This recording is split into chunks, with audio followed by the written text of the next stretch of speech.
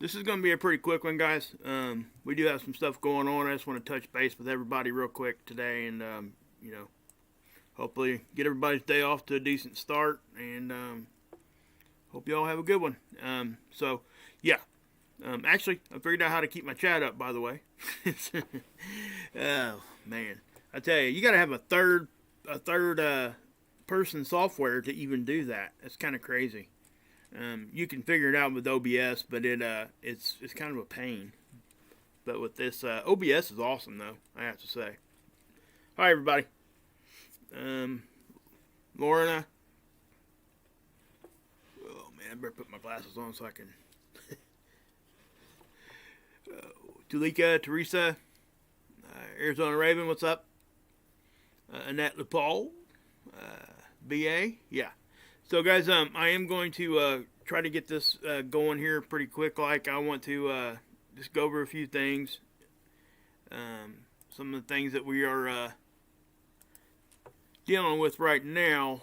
I tell you what though, we got this hurricane coming in, and we're going to talk about that for a minute. But I think what I'm going to try to do, guys, is I may go live during that hurricane.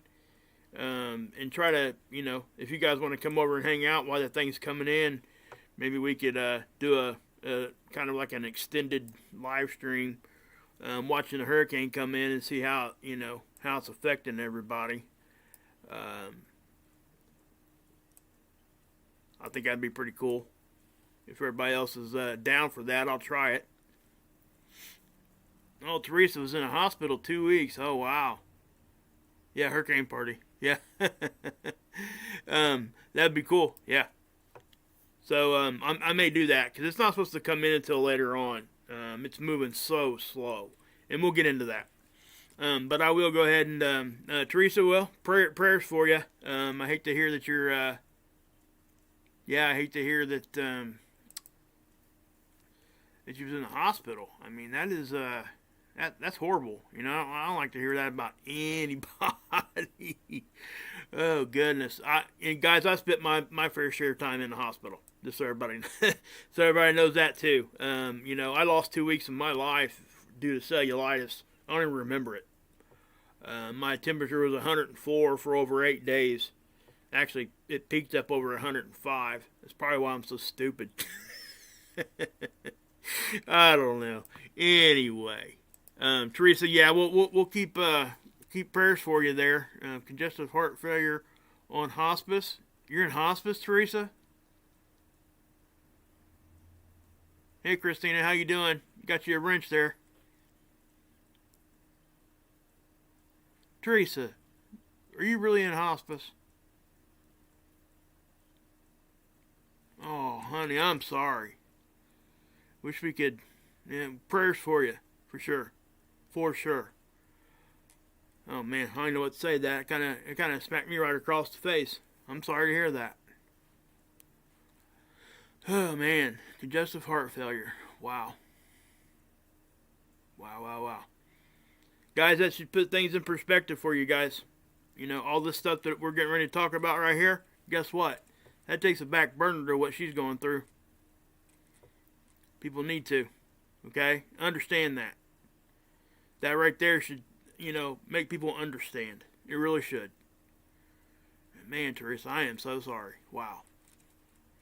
So yeah, we'll go ahead and go on. Okay. So we got this the Schumann, guys, and look, check this out. We got the same signature popped up. Okay, I didn't expect this. Look at this. Same horizontal, same decibel range. Now, guys, we had an extremely low. What's up, Wolf TV? We had an extremely low solar wind for about 2 days. I'm talking like in the 200s. That's really 200 kilometers per second. That is so slow. And when that happens. And I've been doing some research on this past few weeks, but it actually popped up on, yeah,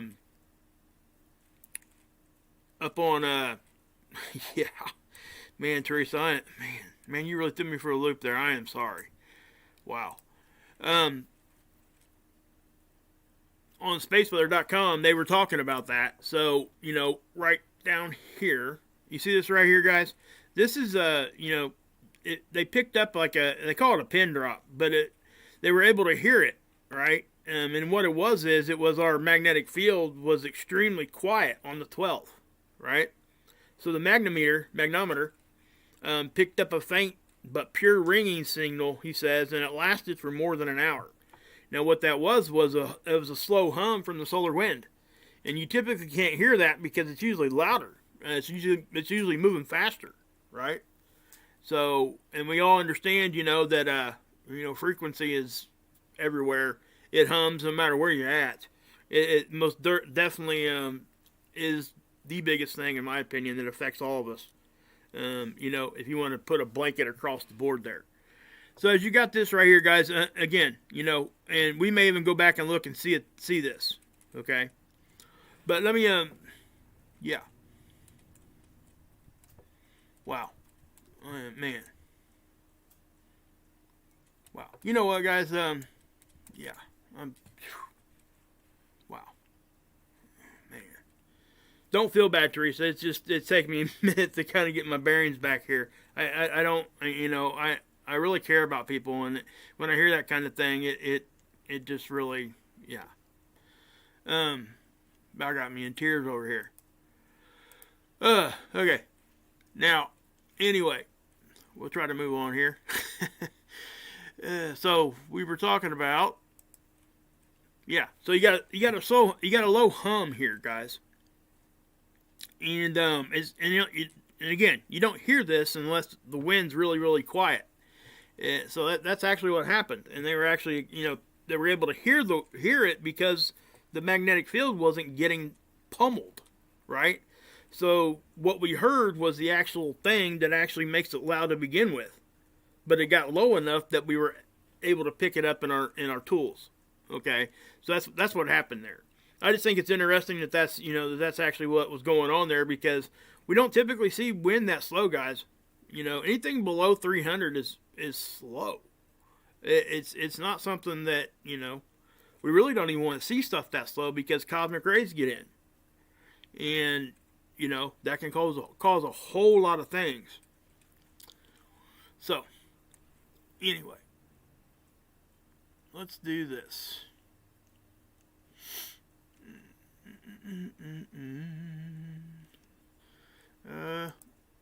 Yeah, this is space weather. We'll just start right here, okay? I mean, it's a good place to start. So, over here at the X-ray flux, all right, things pretty quiet. Nothing really going on there. But as you can see, we got an up and down on our geomagnetic activity, right? We didn't get into storm level or even up to very active. This is right where we want to be, guys, okay? Up between 2 and 3 is probably the best area for us to be, because it helps keep our magnetic field strong enough to deflect these cosmic rays. And when it does, like I said, when it gets lower, it's not good. But also, when it gets higher, we all know what happens then. You talk geomagnetic storm stuff, right? Which is what we talk about here most of the time. If you want to take it down to a basic level, that's what we're really talking about. We're talking about geomagnetic storms, and due to solar flares, and when the big ones hit, that's what we are most concerned with. But I found this interesting right here. Okay, this is right here. Look at this. You see this big hump right here? Now, it's not something that's way out of the ordinary, but this is, you see where we went up to 420, and then we peaked out at about 440, and then we started coming back down pretty abruptly. Then you see this big blackout area, okay? Now, I've been calling that, the satellite black, the regular time it blacks out, right? Just because of its position. I don't think all of this was. If you look here, you see how you got two separate ones? It didn't give us any data for density, speed, or temperature throughout, about right around 2200 all the way over to 7. Why? Okay, now we can say that this right here, most definitely, because it up here it's showing it to us. right? Now, I'm pretty sure that this ACE data is, they're getting the data from the same position. What I mean by that, all the tools are basically in the same place. Okay, if this one happens to be on the ground, or this one does too, I'm not really for sure. If that's the case, then this would make sense. Okay, because then you could say, hey, the satellite here, but I don't think it is. I think they're all up there on the satellite. So, or wherever they're getting this data from. You know what, man? I really should know exactly that. I don't know why. I've never really did a whole lot of research on the ACE itself. I just come here for solar wind speed and stuff like that. So, but as you guys can see, it picked up something here on the BZ and the Phi, but we didn't get nothing there. So what happened? And that was right at when we started seeing a little bit of crazy stuff on our magnetosphere too. And I'll show you guys that here in a few minutes. So you wonder, So we'll go ahead and play this. Now, remember the spirograph is the top-down view and a side view. You know what, guys? Hold on. I'm going to make my cursor bigger real quick.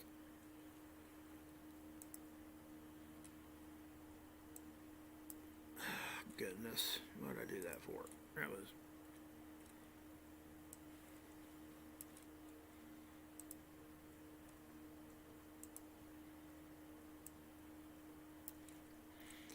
somebody suggested taking the cursor back to white, so that's why I did that. And it really actually probably does make better sense that way. So, anyway, you got all this stuff going on right here. And this is solar wind speed. This is density. And, remember, this is 5 to 15. Usually that reads between like 5 and 10 for the whole graph.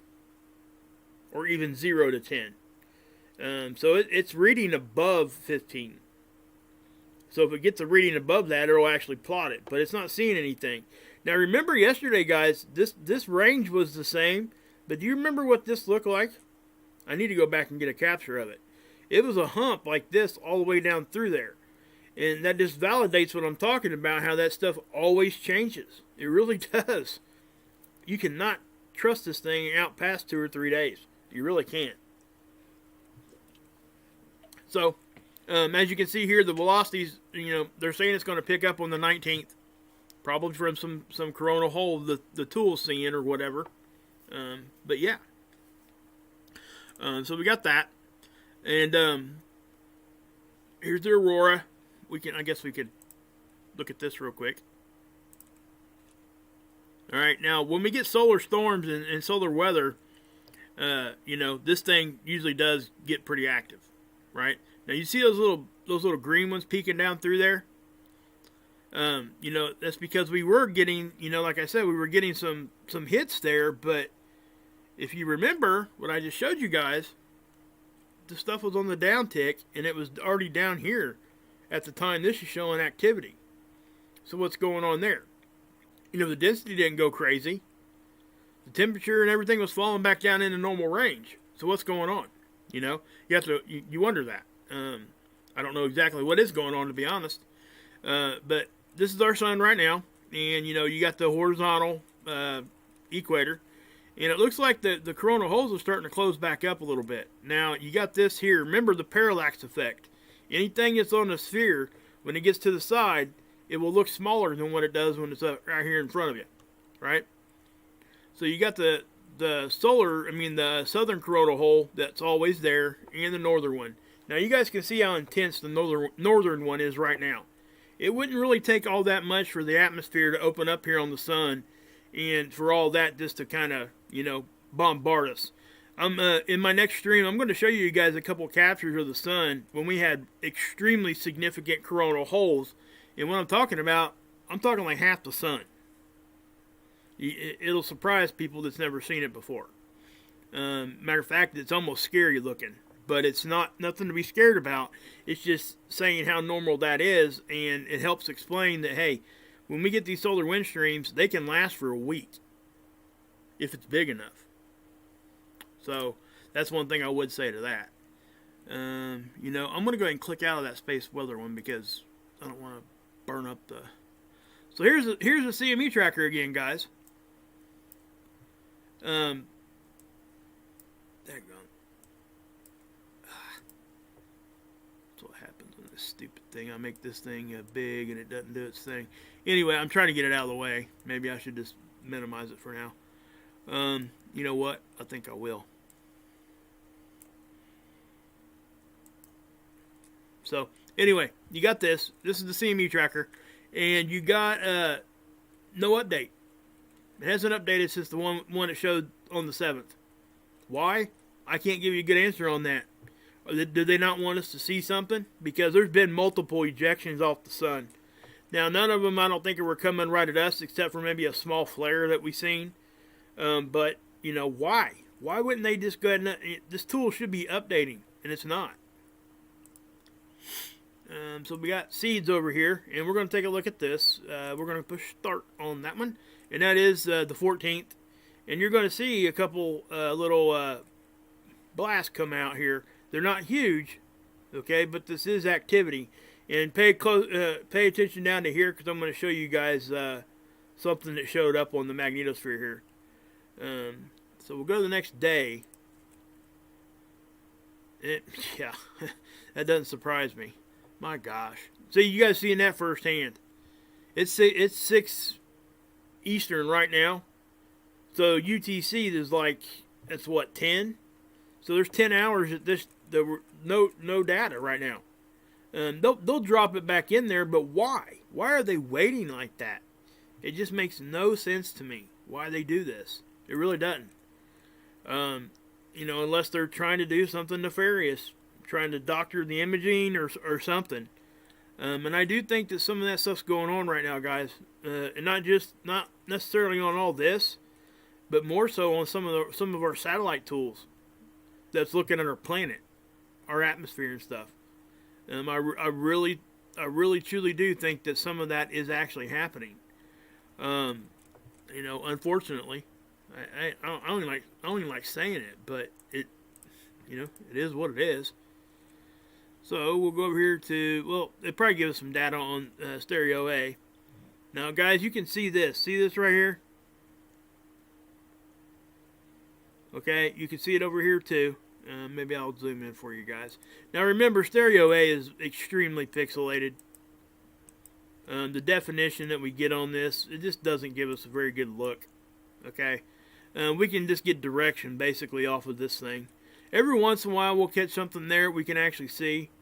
But we have to have this one because it will confirm that at least an object was there, or a CME blew off a certain direction, that kind of thing. But you see this right here? You know, I'm wondering, because if you look at the time, it started right at about 2:50. If this is why the LASCO C2, the one I just showed you guys up there, isn't giving us any data, because it does look like this could be coming at us, right? Because the Earth is over here. But you know, we did see a couple of ejections going kind of that way, but you know, and it would look like it's going straight to the right, even though it could be going like this. Okay, remember the Earth, like I said, the Earth's kind of over here. So let's back that off a little bit. We'll go over here.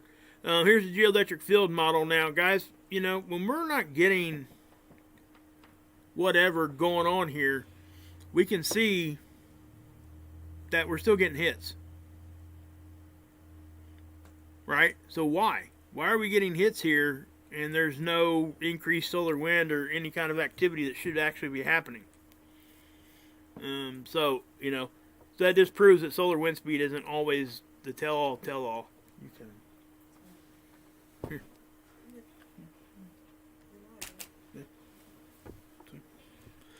Sorry about that, guys. Got a family. That's what happens, right? Okay. I don't want to go earthquake shit. Let's okay,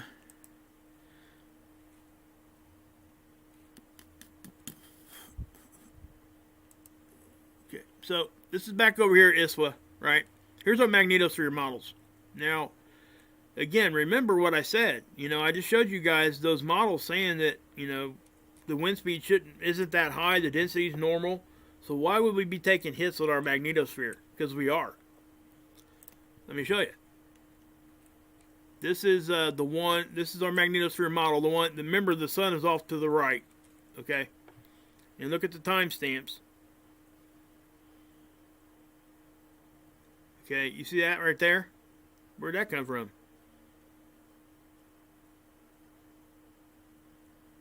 Now, I found that really interesting right there. Let me tell you what I'm talking about. Okay, when I'm going forward with this slide bar, when we're going forward in time, this stuff, all the energy you see moving, should be moving to the left. You know, we do see it come from behind a little bit sometimes, but it's usually a rebound effect kind of thing. You usually get hit here, and then we'll see it kind of pick up here. The colors will turn red a little bit, and we, you know, that's pretty normal. You know, and there are quite a bit of theories and stuff out there that say there could be something behind us, this and that, and all that. And again, you know, people are welcome to their opinion. You know, mine, you know, the way I think about it, it's more so what's going on from this direction. And when we do see stuff coming from here, I do think that every once in a while something happens back here. And, you know, we get pretty much smoke from the backside, because we seen our magnetosphere flip back in 2012. When I said flip, it means our bow shock went behind us. So whatever was, you know, coming from behind was actually strong enough that we started protecting ourselves from behind us, and not so much what was coming from the sun. In other words, we were experiencing something that was stronger than the sun at that time. At least the wind was. So watch this energy here. When I'm going forward in time, it should be moving this way. You know, going from the right to the left. But watch this thing right here.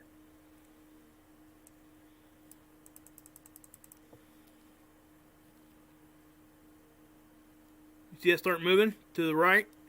Watch right in here. You're going to see this stuff go this way.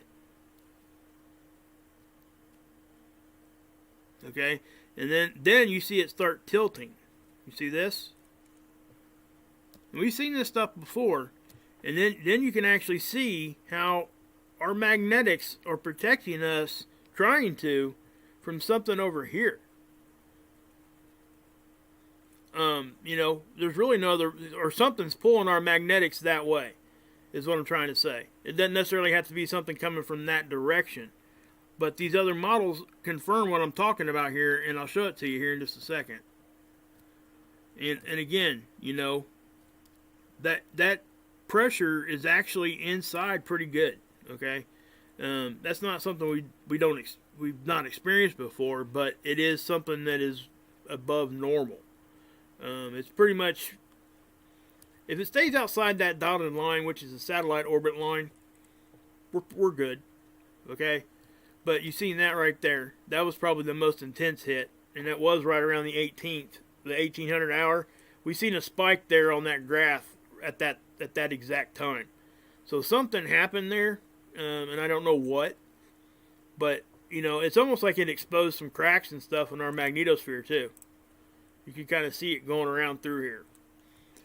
You know, and that does happen, guys. Because remember, we had that. You know, yesterday I showed you guys the auroras got really intense because we had a crack in our magnetosphere, and that solar wind came in through there, and it made the clouds, even the clouds, turn green.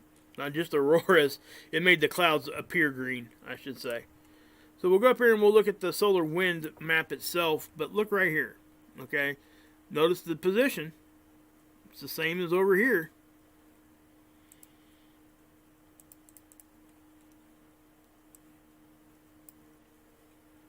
See that? So, back it up and we'll take a look. Now, you see how we got consistent red around here, right? That's, you know, that's kind of a normal looking kind of thing. You know, that's usually what we would, you know, see. It doesn't necessarily have to be red, but usually there's a very consistent color around there. But watch what happens to this thing. Okay, first off, you see like a half moon starting to form here. Okay, notice the direction of the wind too. Now that it's like that all the time, just so you guys know. It does circle around. It does change direction sometimes, but we see this go in this direction all the time. So it's not like crazy. But you see what's going on out here. And you can even see out here where, you know what, I'm going to zoom in a little bit more.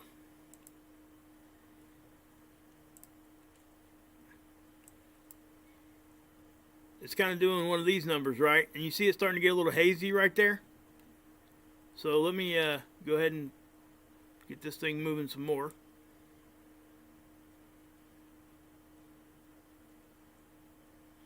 Okay, why did all of a sudden that get real weak right there? It just looked, it shouldn't really be doing that. Okay, and I ain't saying it's like extremely dangerous or whatever, but that's something that it's telling us that something's going on. Look back here. I showed you guys this yesterday. How we had almost like two little, I don't know what to call them, like roads or connections that are opened up or something where the charged particles are getting in easier, which should be on the poles. And if it's coming in that direction, it's not. Maybe it found maybe it did find one of those cracks and it made it through that way. Who knows? But you see how that's a really light blue? Look where it's at on the graph here. Okay, this right here should really be pretty much the same color of whatever is going on around here. So, yeah. So I wanted to point that out to you guys. I guess we could go, let's do this real quick. I never did look at this, and I should have before I started the stream. Where's it at? This is magnetosphere. Where you at? There you are. This is the other magnetosphere tool, and this is the one where the sun's to the left. Now, I haven't looked at this yet, so I'm just going to guess that we're going to see something very similar to what I just showed you guys. You can see stuff's going, so yeah. I mean, you can see where it's kind of tilting down the same as the other, which is why you've seen the velocity up here. If things were coming directly from this way, it would be very, very symmetrical. In other words, whatever it looked like up here would look like it does down here. And that ain't what we're seeing there. You're seeing some, and that's inside our bow shock, okay? But I do think that we're getting some solar wind or something. We're getting something hitting our magnetosphere, and it's almost directional. Do you guys see that? When you see kind of crazy looking movements of solar wind inside our magnetosphere behind us like that, something different has happened than what we get from the sun. Okay, now there can be directional stuff come from the sun, like CMEs and things like that. They could catch us at an angle or whatever. Did you see that little whoop? So you see where it's breaking through right there, and then we get that, and then we start getting it over here. So you got a little bit of a little bit of fluctuation going on. Now here's the density. This one's probably going to, you see that? Wow. I have to say, I don't know that I've seen it do that before. Let's watch that again. Let's see what that does. You see how it's kind of opening up right there? I'm saying it's opening up, but that's not what it's really showing us. It's showing us density, okay? And in other words, it's more dense right there. Let me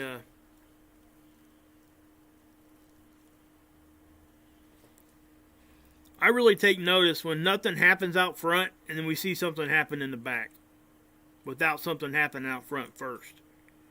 So let's take a look at this thing, see what it's doing. See it kind of open up right there? Again, I use that word open up, but something was brewing right there. Now look at that, okay? Now, what this is telling you is that the density is changing. Okay, you see that like little bubble just kind of bubbled out through there? That's really strange looking. But it's not telling you the speed.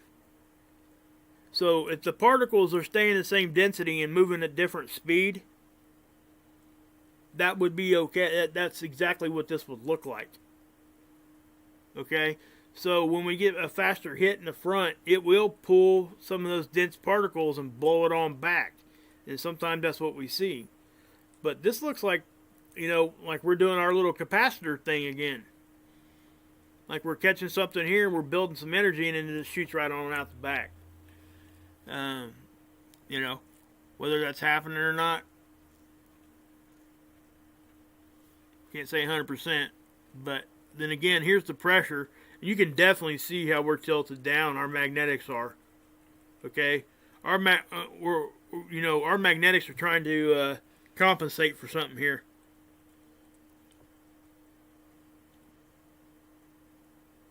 Notice nothing going on out here. And everything's happening back here. And you see how that's kind of creeping in there? It's not real intense, but it's in further than what it usually is. And it's almost an egg shape. That tells you if it turns into like an egg, you can kind of picture this. Like we're getting hit from the front pretty decent. But we're also catching about the same amount of pressure from the back. So it's squeezing us. And there was, okay, and so that actually will just take me right into this because, let me refresh that, see what we get, anything new. So we got this one here. This one was right at the turn of the night, guys. You guys were probably sleeping when that happened. Right about, what's that say, 12 minutes after the change of the day, okay? That was a 6-1. In Fiji, but check this one out. Oops. This is Russia. 6-4. Now that was close to the, when I see a 6-4 here, and then I see a 6-1 here, about what? 20 minutes apart, guys? That's about a half hour apart. You can't tell me that's not related. And what's strange, guys, notice that neither one of these are on our plate boundary lines. Now this one's near. Now we get earthquakes down here in Fiji, okay? Don't think that I'm saying anything different because we do. But up here, and we do get earthquakes up here too. But notice that it's about the same distance away from this plate. Now, I don't know what would cause that. Again, I'm not the earthquake guy, but I do, wholeheartedly believe that space weather most definitely affects this. So when we see a 6 here and then a 6 here, a half hour apart, away from the plate boundary lines here, the fault lines and stuff, yeah, that's related somehow. And it's probably space weather because we probably took a hit right there.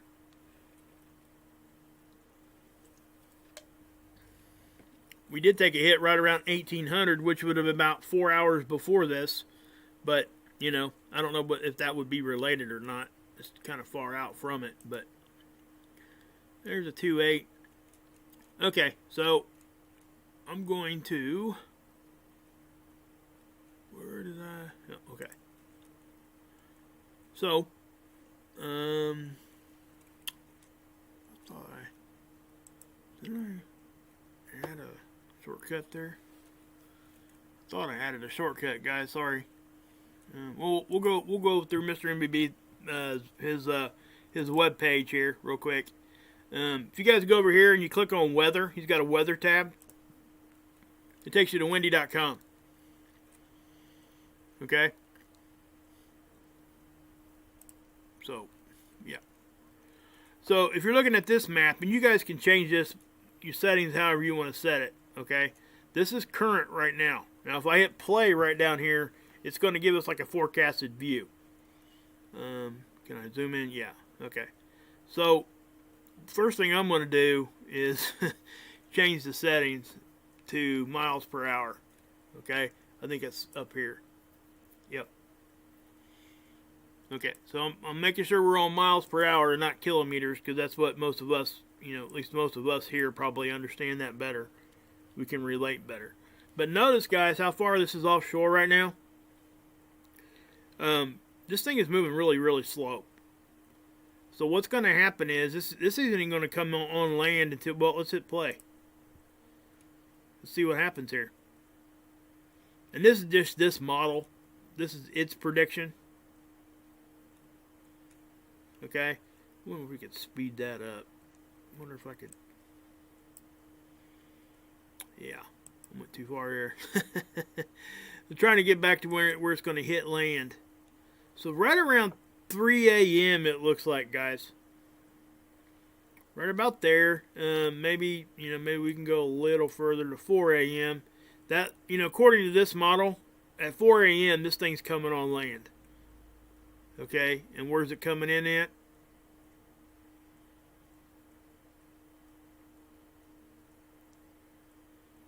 Okay, that would be, is that Mississippi? Or Alabama? That's Mississippi, isn't it? Pretty sure. Yeah. Yep. I couldn't tell where the border lines were at, guys. My eyes are really, really bad. But anyway, you got Louisiana here, and it looks like it's going to come up right on the state line. Mississippi and Alabama. But look what's happening here. See this little inlet right here? If this holds true to this forecast, that could be pretty bad for storm surge, I would think. That wind's just blowing right in there. All that water's going to pile up. And it looks like it's got, I ain't saying it's going to, but you can definitely tell. So let's see the winds. What we got as far as wind? 39 miles an hour. Really? Are we at the surface?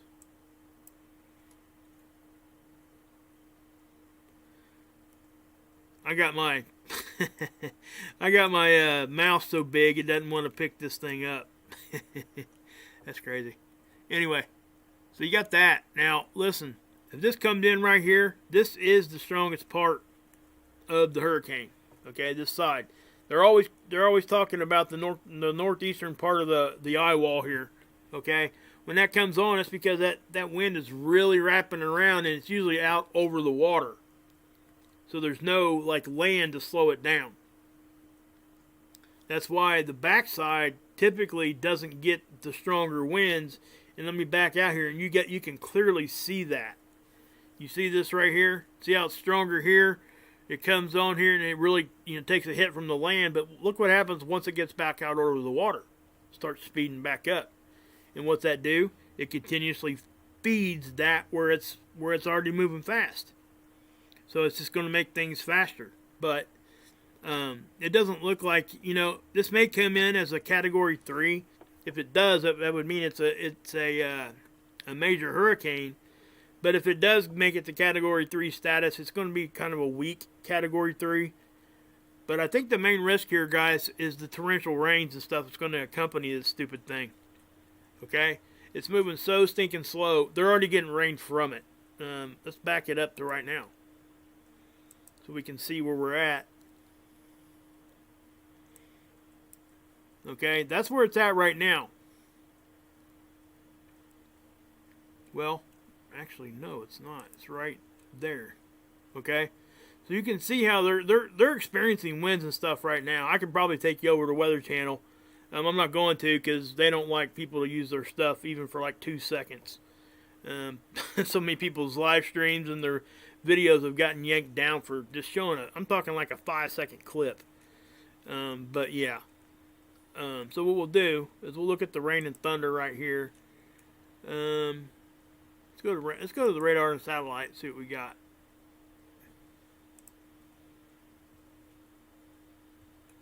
Not really seeing any radar there. Come on, man. Okay, there's a radar. So yeah, they're definitely getting some rain right there. And they have been. These are those outer bands. Now the eye's down here, guys. Okay? And I'm really not sure exactly how fast this thing's moving right now. Last I heard it was 4 or 5 miles an hour. That is, that's slow. Now it's bad for the amount of rain. But sometimes when these hurricanes, they sit in the same spot for so long, they actually will stir the water up enough that it cools it down. And it will actually make these hurricanes weaker. at least on the immediate front, but the rain becomes the biggest issue when that happens. We all know what happened over here in Texas. Remember Hurricane Henry? That was a bad one. Lots of people lost their lives on that one. Lots of stuff got destroyed. And I have to say this, guys. Do yourself a favor and do us all a favor. Don't go to the coast and buy a mobile home and put it right there. I mean, come on. I just don't get that. I really don't. Also, don't put a mobile home right here. Why would you do that? I just don't. I honestly just do not get it. If you're going to have a mobile home in Oklahoma, please have a hole dug. And, one of the tornado shelters. And I know I'm not really making a joke about this either because I'm serious. People lose their lives over this stuff, guys. It's bad. Why? I just don't understand why people would do that. And I get people getting their own situations. Guys, I used to live in a trailer. I'm not talking about living in a trailer. What I'm talking about is living in a trailer in a dangerous area. That's what I'm talking about. Yeah, I seen that. Null School has max speed of 50 miles per hour. There's no way that's the top speed of that hurricane. I noticed that. I might have had it at a different level as far as height. Okay. So yeah. I was also asked about this. I'm going to give you guys a really quick update on this.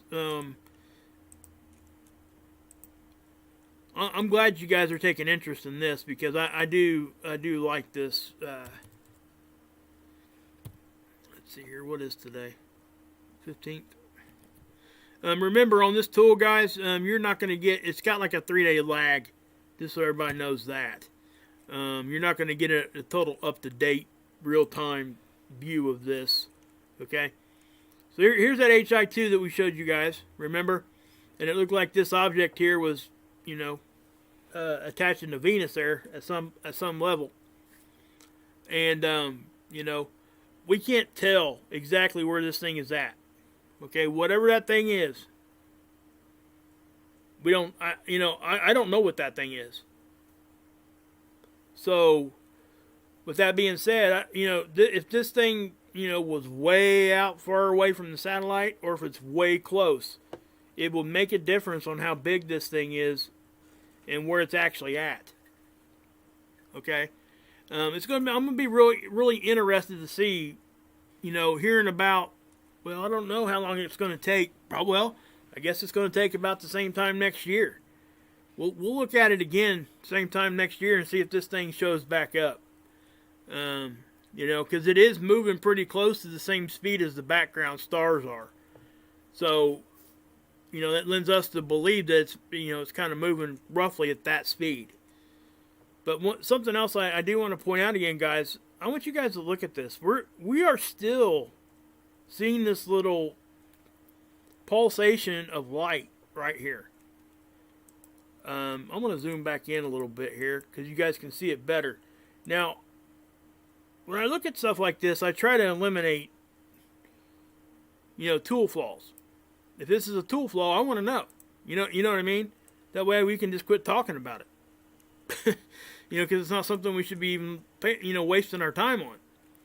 So I'm looking at this and it's flashing. Okay, so what I'm going to do is I'm going to speed this up because you can see the flashing better.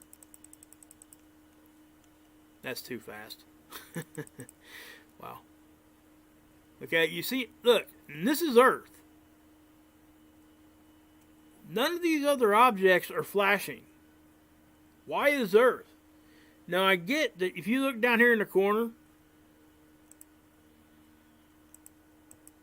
this is the only thing that's got me questioning what's going on here, because you're seeing some flashing here too. And it is corresponding with when Earth is flashing. So what's got me wondering here is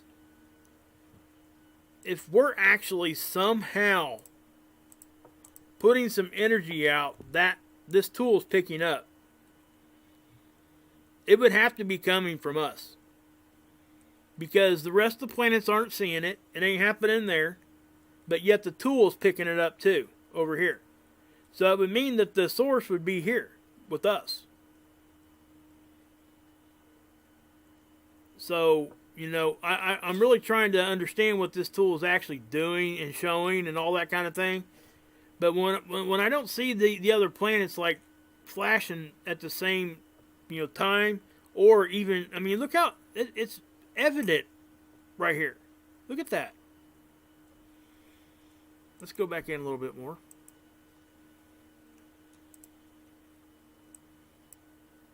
Okay, and for a minute when I first seen this, I thought, well, you know, there's Mars back there. Maybe it's just kind of, you know, kind of together. But watch what happens. Mars leaves the whole picture here, but yet we're still doing that. Mars isn't doing it. Venus isn't doing it. Why are we?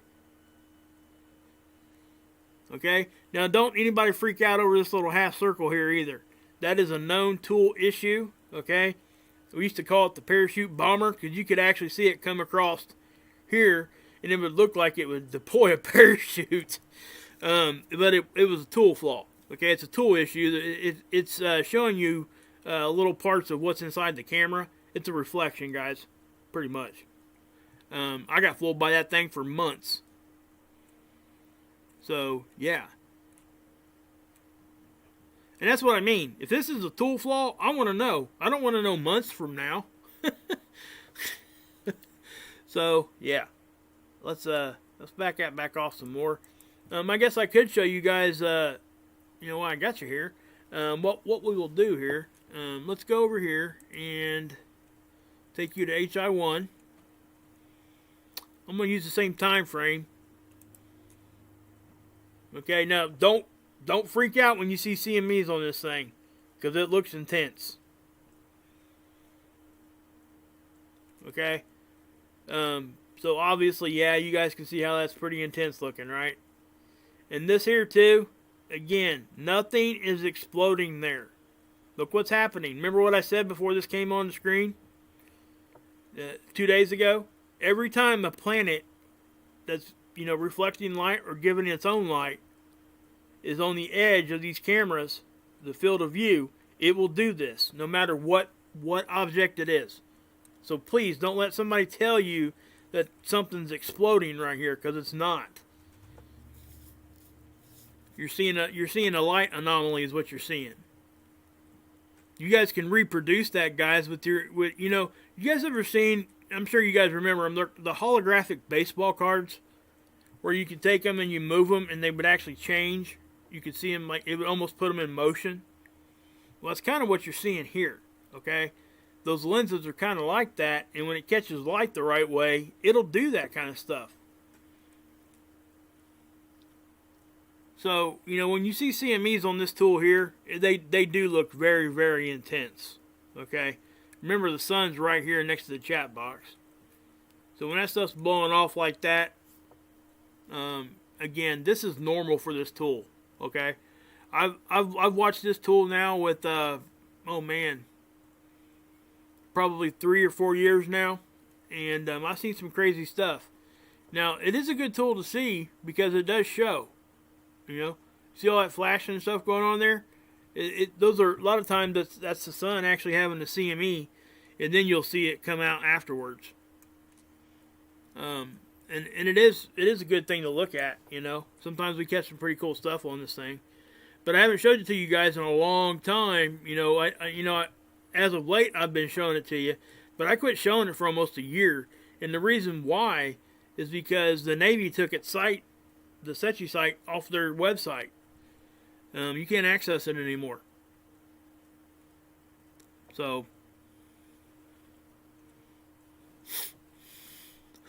oh man.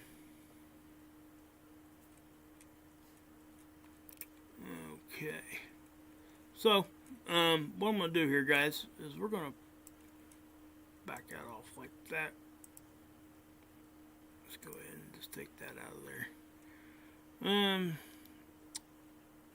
So yeah.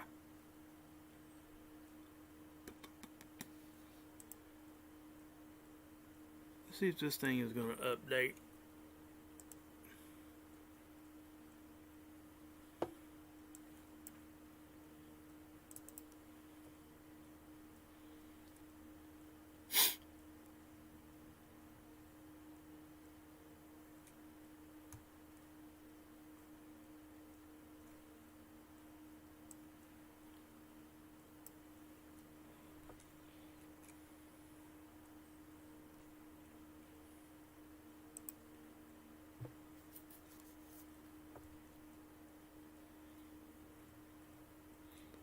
Yeah, I mean, we're still taking some hits, and you can see it's kind of centering right here because it kind of, you can see the little waves kind of coming from that direction. See that? You know, I can't tell you where this is actually coming from.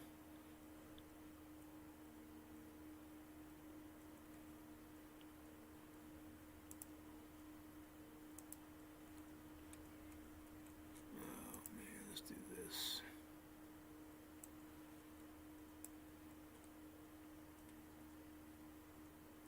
Hey guys, can you guys do me a solid and let's not talk about that subject.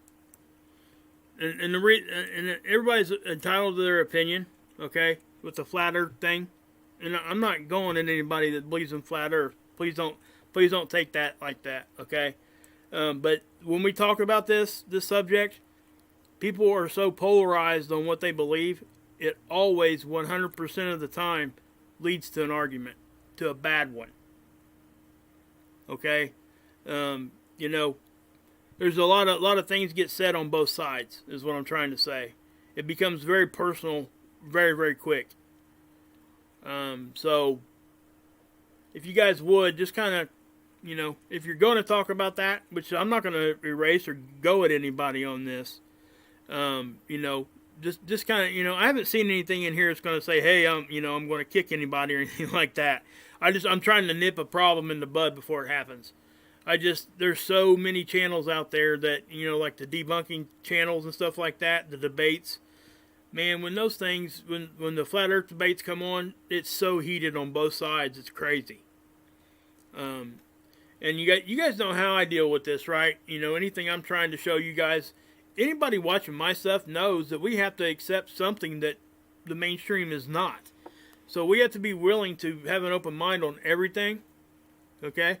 But what I'm trying to say is, I don't want it to come into an argument where people are going to go and, you know, get really nasty, okay? I've seen some of the most disgusting comments made towards one another in those flat Earth debates. Willow, it's okay. No, honestly, John, both of you, guys, listen.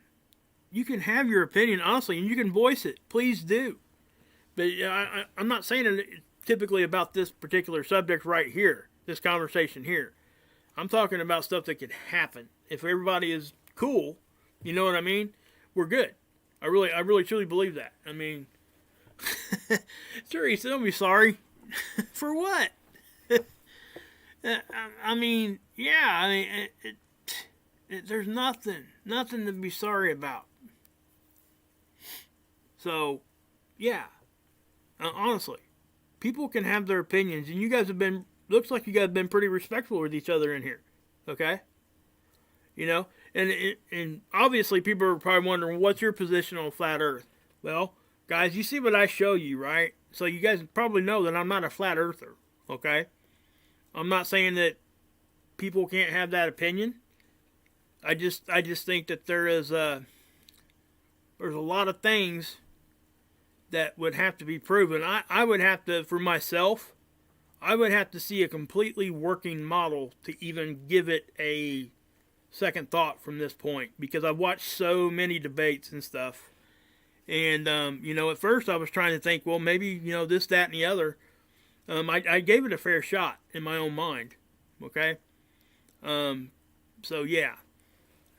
And, yeah, I mean, ducks, I mean, you said it has something to do with certain religions and stuff, nothing more. Sometimes. I mean, some people take that point and take that position, but not everybody, okay? I've seen debates where they completely leave the religious thing completely out of it on purpose. And they still argue for both sides. You know, again, what do I say? You know, I encourage disagreement and discord as long as it's respectful, because we will come to better answers by doing that. So, again, you know, if you guys are going to talk about that, you know, I'm not going to say don't talk about that, but just you guys were. You're keeping it respectful. Let me just say that. I just want from this point forward everybody to know, if you're going to talk about those kinds of subjects, please, you know, kind of keep it respectful, which is exactly what you guys were doing here. So thank you for that. I do appreciate that. But if I've been asked quite a few times, I've actually kind of avoided answering that question because I do know that it is very polarizing sometimes. People have a really strong opinion on that. It does cause you to wonder why. Why is everybody, so, on that one?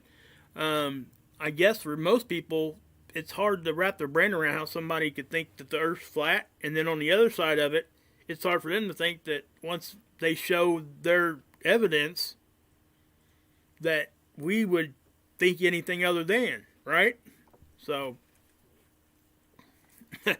yeah, Ducks, you're right. I mean, troll, man, they'll take that right there, the conversation we were just having right here, and they'll pick on both sides on purpose. I've seen them do it. I have seen them do it. I mean, it's amazing where you see these guys do this, I just want to be respectful of everybody and their opinions. I really do. I'm out here asking everybody to look at my observations and how I'm viewing them. And I know people don't always believe what I'm saying, okay? So, I can't expect anybody else to be any different, is what I'm saying. So I do appreciate it, guys. I really do.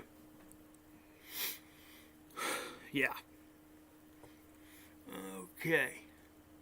So, you guys got any other questions before I let you guys go? Is the sun simulator real? Is that what you're asking, Teresa? I think it is. There's a lot of information and a lot of data that kind of point to that, guys.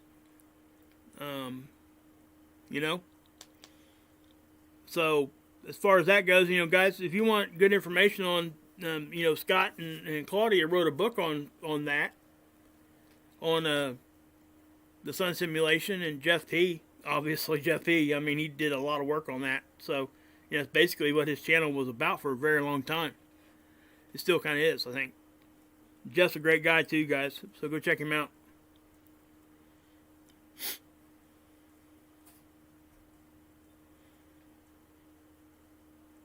Oh, you've never heard of the sun simulator, Willow?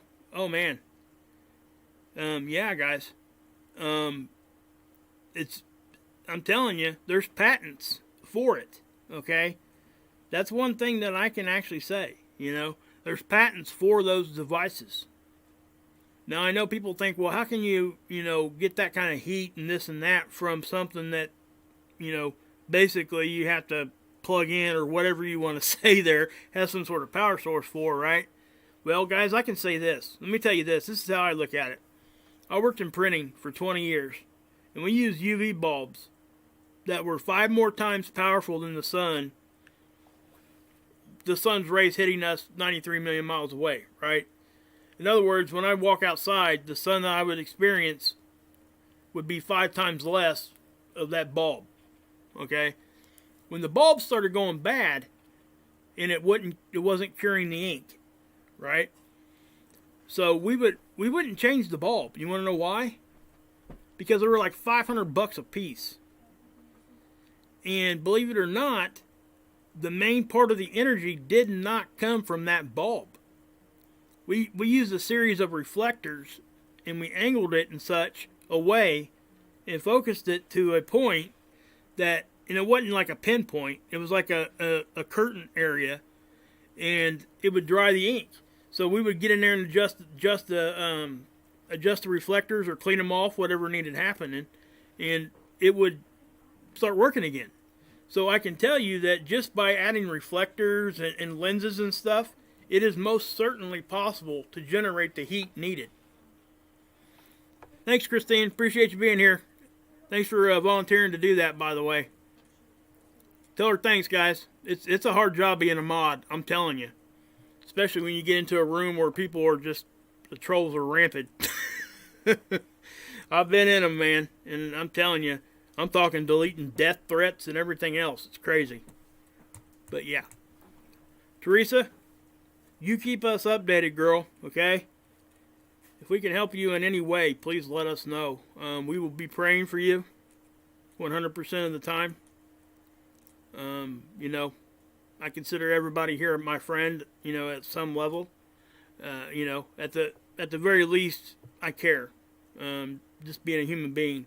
But I've talked to you, Teresa, a few times, and yeah, guys, it's heartbreaking when you told me that. I mean, honestly, I'm gonna have to stop talking about it because I'm gonna start tearing up. So, anyway, Archangel. Okay, yeah, I'll throw you a wrench, Archangel. Archangel. Sorry, Archangel. Let me say it right. And anybody that does get a wrench, just for yeah, Jerry, no big deal. Guys, listen. I'll try to add 5 or 6 people, and then I'll probably cut it there, and then we'll look at it later on. If it gets to be where we're getting a lot of people in chat, I'll add more mods. I appreciate anybody volunteering, but the only the only rules we have, okay, is you can't attack each other personally, you can't use vulgarity, and you can't attack another creator, even if you don't think I like them. Okay? If that happens, you'll get a warning, unless it's like a death threat. And then, this is how I want my mods to do it, if you guys are listening to me. Give them a warning, and then after that, you're going to have to hide them, put them in timeout, or whatever you need to do, and then that third time, you're going to have to kick them. Okay? Okay, Isaiah's granny. Alright. Guys, my email is bluecool52@gmail.com. bluecool52@gmail.com. Here, I'll type it in there.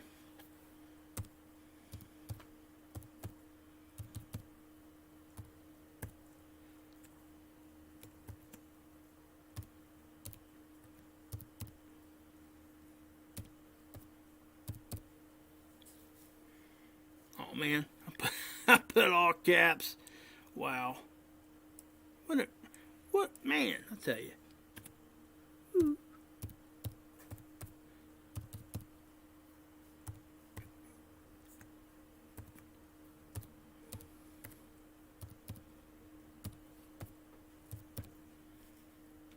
That's my email, guys. If you guys want to email me, go ahead. And if you want to be a mod, just hit me up there. So yeah. Guys, as always, please go check out Scott, Planet X News. You guys will most definitely be better off for it.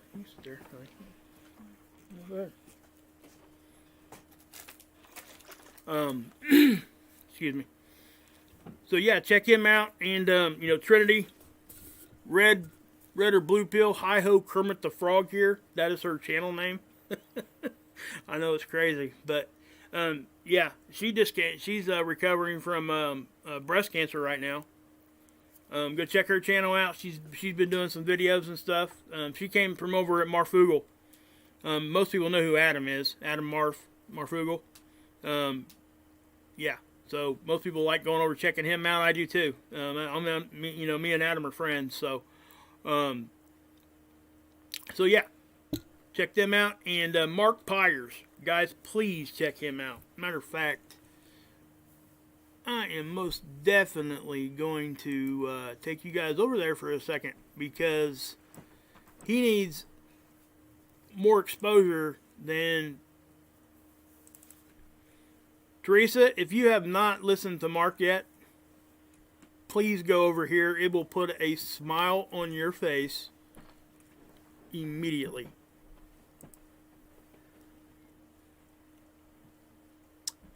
Okay. Where you at, Mark? There you are. This is his channel, guys, okay? It's all about positivity. You will do nothing but laugh and smile and enjoy the music he plays. I promise. Okay? He does these little short celebrity impressions. He does little parodies. You can see this right here. It's a super face swap. He does these face stuff, and he plays music on the fly. He for Trinity, he actually said her channel name, and made a song out of it. So please, guys, go check him out. Please. He's in my description right now. The link to his channel is Mark Pyers. Real Talk is his channel name. And he's just so positive. There's never nothing negative over there. He's dedicated too. He's up to 622 or 23 days now in a row of live streaming every day for 2 to 6 hours at a time. That is crazy. I mean, it is. It's nuts. So yeah. Yeah, Michael, you went over there? I mean, I'm telling you guys will not be disappointed. I was so surprised. He'd been doing this since 2018 at the end of the year, December 31st. And he only had like 800 subs. And Scott pointed me over here, and everybody over at Planet X News, Scott pointed them all over here to his thing, to his channel. And I went over and checked him out, and my gosh, from the time I clicked the video, clicked the live stream he was doing, I laughed and smiled the whole time. I mean, and I needed it. I mean, we all need it. Like I said before, you know, when we're reporting on what we're reporting on here, we need all the positivity we can find. I can tell you that. But check him out. Well, let's see here. And that's him from 12 years ago. Guys, he was a finalist for VH1 Song of the Year back in 2004. It says MTV's Real World. See? That's live from MTV's Real World. That's him. He was playing a lot of good music. I think he almost had a record deal of some sort, a big one. And something happened. I don't know exactly what happened. I need to get with him and figure out what's going on with that so I can give the right information. But let's see here. You know what? He posted that Trinity song. I know he did. I seen it.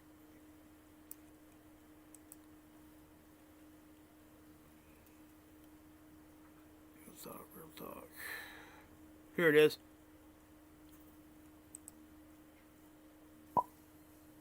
Oh my God. Okay, Trinity wants me to say her whole name 3 times fast. Trinity Red Door Pill. Hold on, right?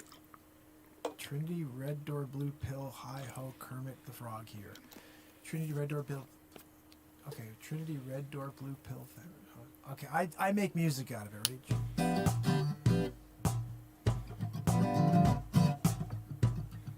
Trinity.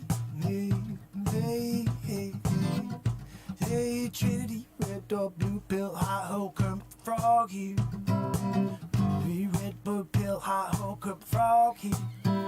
Said Trinity, red door, blue pill, hi ho, Kermit the Frog here.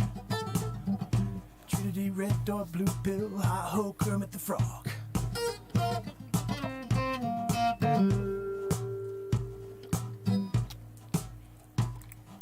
Okay, you guys see this down here? He invented that. It's called the beat seat, and it's for guitarists. It's percussion. He's doing all that music himself. And I'm telling you, and he's so positive. That's why he's doing it. It's for positivity. That's what he's doing, guys. I said Trinity, red door, blue pill, hi ho, Kermit the Frog here. Trinity, red door, blue pill, hi ho, Kermit the Frog here. Trinity, red door, blue pill, hi ho, Kermit the Frog here. Trinity, red door, blue pill, hi ho, Kermit the Frog here. Alright, I'm not going to play any more of that because go over and check him out on that one. You know, give him some love over there, okay? But guys, I am going to go ahead and end it. Teresa will be praying for you. I'm sorry to hear that. And prayers always. Don't give up. Never. Alright? So, God bless everybody. Yahushua saves, and